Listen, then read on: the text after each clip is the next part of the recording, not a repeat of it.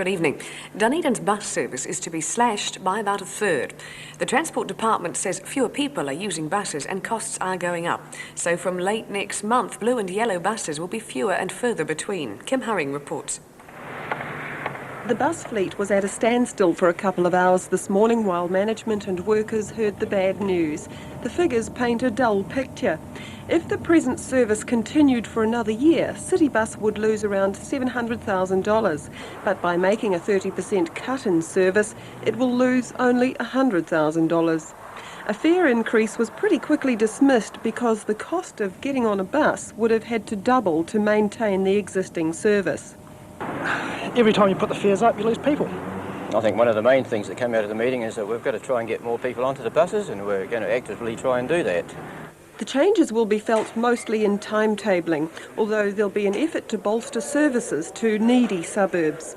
The news was no surprise to bus workers, but they left their meeting still hopeful that things can improve. I don't think it's the beginning of the end. I think it's, as I say, if the public is try and support the transport itself, I think we've got a fairly rosy sort of a future. Why are Dunedin people not using the buses any longer? That's a very difficult question to answer. I think the unemployment situation in the city has a big thing to do with it, big part to do with it. In what way?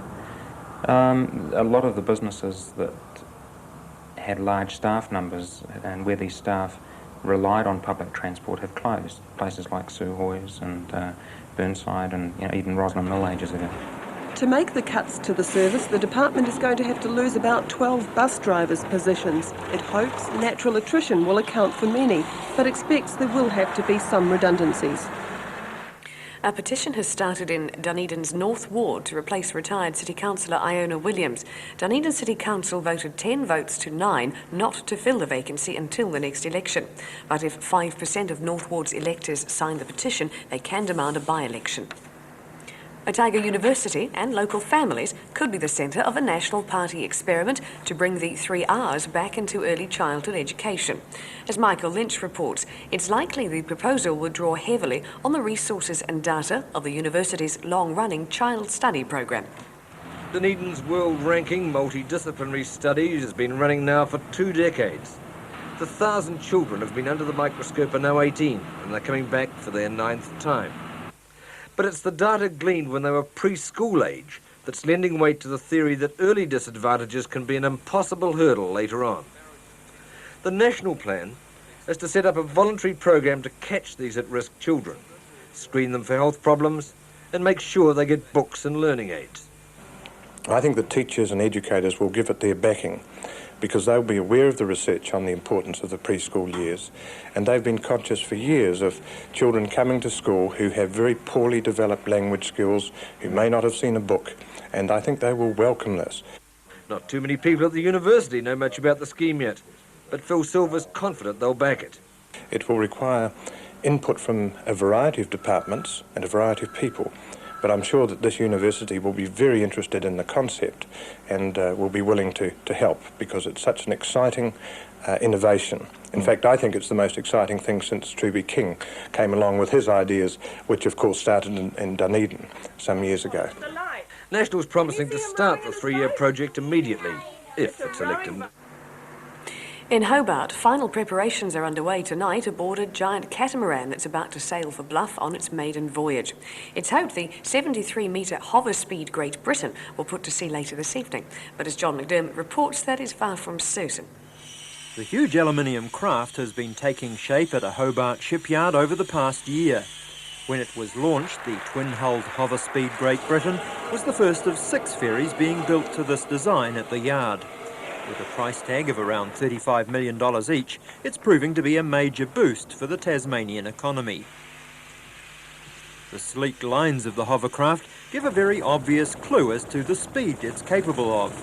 42 knots flat out, 35 when it's cruising. But despite that, it's designed to be a workhorse.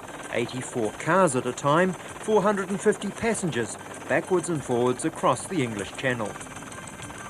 Once the Hoverspeed Great Britain has overcome last-minute computer and certification problems, it hopes to make it to Bluff in a record time of less than 24 hours.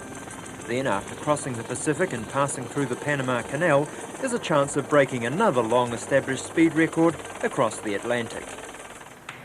A change of pace now from fast cats to slow cars.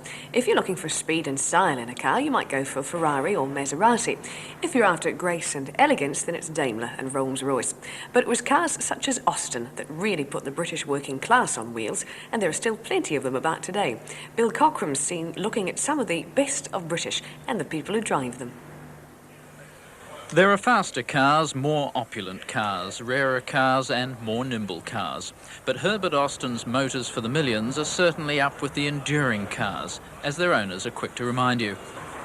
There are more mobile Austin 7s on the roads of New Zealand now than there were 20 years ago, and each season brings a new crop, revived from some forgotten shed or resuscitated from a collection of parts. No two the same. That's something that mine hasn't got, I don't think. The word Austin cast in the flange. Some of them do, some of them don't. The pre-war Austin Register had their annual meeting and a bit of a social get-together this past weekend, a chance to see what's in the spares collection or just admire the restoration efforts of others. They were a bit of a cult car, particularly the 7, but the other cars, like the 12-4, the bigger car of the 1920s, was so utterly and completely reliable. It just outlasted everything else. It was built agriculturally, so that when a lot of the cars had lost their usefulness as cars, they turned them into farm trucks, tractors and everything else like that. And some of them have been rebuilt into cars since then. You know, one of the things that always strikes me is that there seem to be very large people get into Austin 7s. Am I wrong to think that there's an excess of large people pouring themselves into small cars? Well, there must be a big thrill of actually being part of your car, every bit touching the car, you know. For a fat man to get into an Austin 7 Sports, a large man got into one last night. I don't know how the heck he did it, because he's no youngster. But he just folded himself in, and he fitted like a glove. But of course, like Ford and Morris, Austin was making cars for the masses. If one thing marks today's Austin Register supporter, it's probably admiration for the make's durability. Beyond that, you can't categorise the Austin man. He diverges wildly because you have your Austin 7 enthusiast who simply won't look at anything else, like a Ford T or Ford A enthusiast won't look at anything else. You've got your Austin 12 owner, totally different car. Here's the Austin 7, sporty, light, and high revving. The Austin 12, stodgy, old-fashioned, very difficult to change gears. But that attracts a different type of motor, a different type of owner, you know.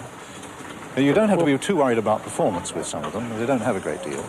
I can hear that one hasn't got a lot. He chugs away well.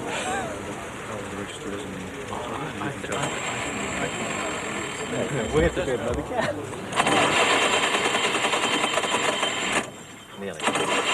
What was the slogan? You buy a car, but you invest in an Austin? No.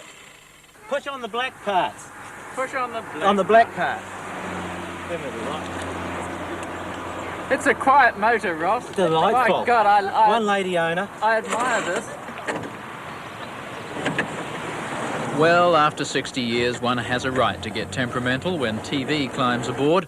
After all, Logie Baird, the father of television, was only just conceiving the possibility of transmitting pictures when this little beauty was already in service. Magnificent cars. I like the A30s too. We'll be back tomorrow. Good night.